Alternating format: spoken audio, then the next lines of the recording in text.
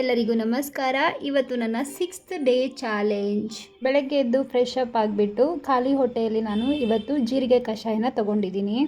ಇದನ್ನು ಹೇಗೆ ಪ್ರಿಪೇರ್ ಮಾಡಬೇಕು ಅಂದರೆ, ನೈಟ್ ನಾವು ಮಲಗಬೇಕಾದ್ರೆ ಜೀರಿಗೆನ ನೀರಿನಲ್ಲಿ ನೆನೆಸಿಡಬೇಕು. ಮಾರ್ನಿಂಗ್ ನಾವು ಕುಡಿಯೋ ಟೈಮಲ್ಲಿ ಅದನ್ನು ಚೆನ್ನಾಗಿ ಕುದಿಸ್ಕೊಂಡು ಸೋಸ್ಕೊಂಡು ತಗೊಂಡ್ರೆ ಆಯಿತು. ಇದು ನಮ್ಮ ಜೀರ್ಣಕ್ರಿಯೆಗೆ ಸಹಾಯ ಮಾಡುತ್ತೆ. ಹಾಗೆ ಹೊಟ್ಟೆ ಉಬ್ಬರ ಇರುತ್ತಲ್ಲ, ಅದೆಲ್ಲ ಕಡಿಮೆ ಮಾಡ್ಬೋದು. ಅಂದರೆ ಹೊಟ್ಟೆ ನಮಗೆ ಲೂಸ್ ಅನ್ನೋ ಥರ ಫೀಲ್ ಕೊಡುತ್ತೆ.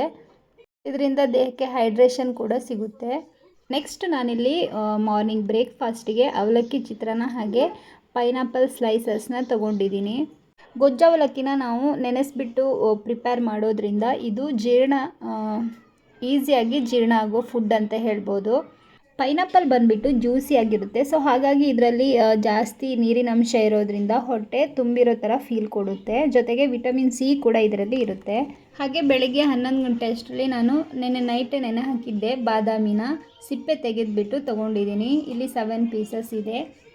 ಜಾಸ್ತಿ ತೊಗೋಬಾರ್ದು, ಟೇಸ್ಟ್ ಇದೆ ಅಂತ ಹೇಳ್ಬಿಟ್ಟು. ಆವಾಗಲೂ ಕೂಡ ವೆಯ್ಟ್ ಗೇನ್ ಆಗೋ ಚಾನ್ಸಸ್ ಇರುತ್ತೆ. ಎಷ್ಟು ಬೇಕೋ ಅಷ್ಟೇ ತಿನ್ನಬೇಕು.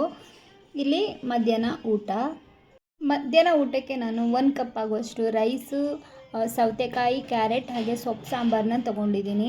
ವೆಯ್ಟ್ ಲಾಸ್ ಆಗಬೇಕು ಅಂತೇಳ್ಬಿಟ್ಟು ರೈಸ್ನ ನಾವು ಪೂರ್ತಿಯಾಗಿ ಅವಾಯ್ಡ್ ಮಾಡಬಾರ್ದು. ಎಷ್ಟು ತಿನ್ನಬೇಕು ಅಷ್ಟನ್ನು ತೊಗೋಬೇಕು.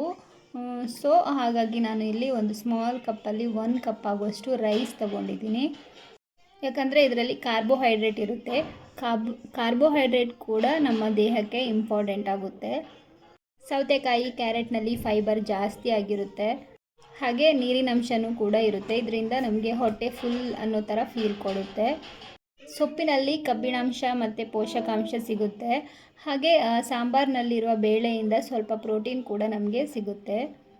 ರಾತ್ರಿ ಊಟಕ್ಕೆ ನಾನು 1/2 ಆ್ಯಪಲ್ ಮತ್ತು 1 ಗ್ಲಾಸ್ ಆಗುವಷ್ಟು ಮಜ್ಜಿಗೆ ತೊಗೊಂಡಿದ್ದೀನಿ. ಮಜ್ಜಿಗೆಗೆ ಅಗಸೆ ಬೀಜದ ಪೌಡರ್ನ ಸೇರಿಸ್ಕೊಂಡಿದ್ದೀನಿ. ಅಗಸೆ ಬೀಜದಲ್ಲಿ ಒಳ್ಳೆ ಕೊಬ್ಬು, ಗುಡ್ ಫ್ಯಾಟ್ ಅಂತ ಹೇಳ್ತಾರೆ. ಆಮೇಲೆ ಫೈಬರ್ ಮತ್ತು ಪೋಷಕಾಂಶಗಳಿದ್ದು ಹೊಟ್ಟೆ ಯಾವಾಗಲೂ ಫುಲ್ ಆಗಿರೋ ಥರ ನಮಗೆ ಫೀಲ್ ಕೊಡುತ್ತೆ. ಮಧ್ಯಾಹ್ನ ನಾನು ಊಟಕ್ಕೆ ರೈಸ್ ತೊಗೊಂಡಿರೋದ್ರಿಂದ ನನಗೆ ಜಾಸ್ತಿ ಊಟ ಬೇಕಂತ ಅನಿಸಿರಲಿಲ್ಲ. ಸೊ ಹಾಗಾಗಿ ನಾನು ಮಜ್ಜಿಗೆ ಮತ್ತು 1/2 ಆ್ಯಪಲ್ನ ತೊಗೊಂಡಿದ್ದೀನಿ. ಬೆಳಗ್ಗೆ ನಾನು ಡೈಲಿ 45 ಮಿನಿಟ್ಸ್ ಎಕ್ಸಸೈಸ್ ಮಾಡ್ತೀನಿ. ಇವತ್ತು ಕ್ಲಿಪ್ಪಿಂಗ್ಸ್ ತೊಗೊಳಕ್ಕಾಗಿರಲಿಲ್ಲ. ಸೊ ಹಾಗಾಗಿ ನಾನು ವಿಡಿಯೋದಲ್ಲಿ ಅಟ್ಯಾಚ್ ಮಾಡಿಲ್ಲ. ನೈಟು ಮಲ್ಗೋಕ್ಕೂ ಮುಂಚೆ 20 ಮಿನಿಟ್ಸ್ ಕಂಪಲ್ಸರಿ ವಾಕಿಂಗ್ ಮಾಡ್ತೀನಿ ನಾನು. ಹಾಗೆ ಫುಲ್ ಡೇ ಸಾಕಷ್ಟು ನೀರು ಕುಡಿತೀನಿ. 3 to 3.5 ಲೀಟರ್ಸ್ ನೀರು, ಅಂದರೆ ಮಜ್ಜಿಗೆ ಎಲ್ಲ ಸೇರಿಬಿಟ್ಟು 3.5 ಲೀಟರ್ಸ್ ಆಗುವಷ್ಟು ಕುಡಿತೀನಿ. ಸ್ಟಾರ್ಟಿಂಗ್ ಡೇ ಬಂದುಬಿಟ್ಟು ಅಂದರೆ ನನ್ನ ಫಸ್ಟ್ ಡೇಯಲ್ಲಿ ನಾನು 74.65 kg ಇದ್ದೆ. ಇವತ್ತು ನಾನು 72.60 kg ಆಗಿದ್ದೀನಿ. ಅಂದರೆ 2.05 kg ಕಡಿಮೆ ಆಗಿದ್ದೀನಿ. ಈ ರಿಸಲ್ಟ್ ಬಂದುಬಿಟ್ಟು ನನಗೆ ಇನ್ನೂ ಇಂಟ್ರೆಸ್ಟ್ ಬರೋ ಥರ ಮಾಡುತ್ತೆ. ಅದೇನೆಂದರೆ ಪ್ರತಿಯೊಬ್ಬರಿಗೂ ಬಾಡಿ ಇದೇ ಥರ ಸಪೋರ್ಟ್ ಮಾಡಲ್ಲ. ಒಬ್ಬೊಬ್ಬರ ಬಾಡಿ ಒಂದೊಂದು ಥರ ಸಪೋರ್ಟ್ ಮಾಡುತ್ತೆ. ಕೆಲವ್ರಿಗೆ ಫಾಸ್ಟಾಗಿ ವೆಯ್ಟ್ ಲಾಸ್ ಆಗ್ಬೋದು, ಕೆಲವ್ರಿಗೆ ಸ್ಲೋ ಆಗಿ ವೆಯ್ಟ್ ಲಾಸ್ ಆಗುತ್ತೆ. ಹಾಗಂತ ನಾವು 2 ಡೇಸ್ ವೆಯ್ಟ್ ಲಾಸ್ ಚಾಲೆಂಜ್ನ ಮಾಡಿಬಿಟ್ಟು ಸಣ್ಣ ಆಗಿಲ್ಲ ಅಂತ ಹೇಳ್ಬಿಟ್ಟು ಮತ್ತೆ ಅದನ್ನು ಸ್ಟಾಪ್ ಮಾಡೋದಲ್ಲ. ಎಷ್ಟು ಶ್ರದ್ಧೆಯಿಂದ ನಾವು ಕಂಟಿನ್ಯೂಸ್ ಆಗಿ ಮಾಡ್ತೀವೋ ಆವಾಗಲೇ ನಮಗೆ ರಿಸಲ್ಟ್ ಬರೋಕ್ಕೆ ಸಾಧ್ಯ. ಈ ಲಾಸ್ ಆಗಿರೋ ವೆಯ್ಟಲ್ಲಿ ದೇಹದಲ್ಲಿ ಜಾಸ್ತಿ ನೀರಿನಂಶ ಹಾಗೆ ಉಪ್ಪಿನಂಶ, ಅಂದರೆ ಫುಡ್ಡಲ್ಲಿ ನಾವು ಕಡಿಮೆ ಉಪ್ಪನ್ನ ಸೇರಿಸ್ಬಿಟ್ಟು ಫುಡ್ಡನ್ನು ತಗೋತಿರಬೇಕು. ಮತ್ತು ಎಕ್ಸಸೈಸ್, ವಾಕಿಂಗ್ ಇದು ಕೂಡ ಇಂಪಾರ್ಟೆಂಟ್ ಆಗುತ್ತೆ. ಕಂಟಿನ್ಯೂಸ್ ಆಗಿ ನಾನು 6 ಡೇ ಚಾಲೆಂಜ್ನೂ ಕೂಡ ಕಂಪ್ಲೀಟಾಗಿ ಮುಗಿಸಿದ್ದೀನಿ. ಸೊ ರಿಸಲ್ಟು ಕೂಡ ಚೆನ್ನಾಗಿ ಬರ್ತಾ ಇದೆ. ಇನ್ನು 2 ಡೇಸಲ್ಲೂ ಕೂಡ ಏನೇನು ಆಗುತ್ತೆ, ಏನೇನು ಮಾಡ್ತೀನಿ, ಏನೇನು ಆಗ್ಬೋದನ್ನು ಕೂಡ ನಿಮ್ಮ ಜೊತೆ ಶೇರ್ ಮಾಡ್ಕೋತೀನಿ.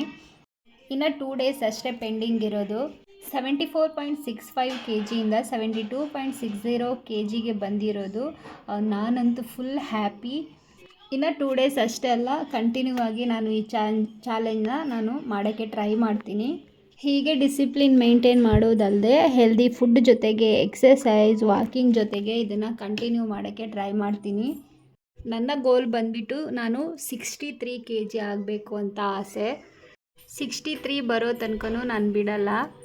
ಏನೇ ಆದರೂ ಇದೇ ರೀತಿ ಮುಂದುವರಿಸ್ಕೊಂಡು 63 kgಗೆ ಬಂದೇ ಬರಬೇಕು.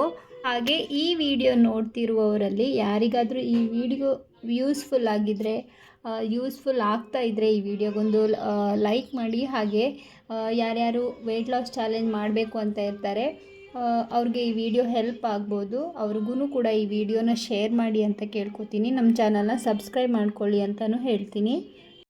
ಹಾಗೆ ಮತ್ತೆ ನಾಳಿನ ಅಪ್ಡೇಟೊಂದಿಗೆ ನಾಳಿನ ವಿಡಿಯೋದಲ್ಲಿ ಮತ್ತೆ ಭೇಟಿ ಆಗೋಣ. ಅಲ್ಲಿವರೆಗೂ ಎಲ್ಲರಿಗೂ ಟೇಕ್ ಕೇರ್, ಬಾಯ್. ಧನ್ಯವಾದಗಳು.